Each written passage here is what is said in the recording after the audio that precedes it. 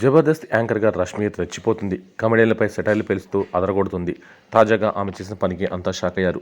నూకరాజు చీపురు పట్టుకుని వచ్చి రష్మిని పలకరించారు.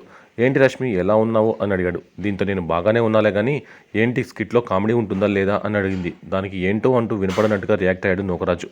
2 సార్లు అడిగినా అలానే రియాక్ట్ అయ్యాడు. దీంతో నూకరాజుకి బంపర్ ఆఫర్ ఇచ్చింది రష్మి. ఆయనకు సరిగ్గా వినపడినట్టుగా యాక్ట్ చేస్తున్న నేపథ్యంలో సరేరా ముద్దు పెడతా అంటూ బంపర్ ఆఫర్ ఇచ్చింది. దెబ్బకు మనోడు ఆనందంతో రెచ్చిపోయాడు.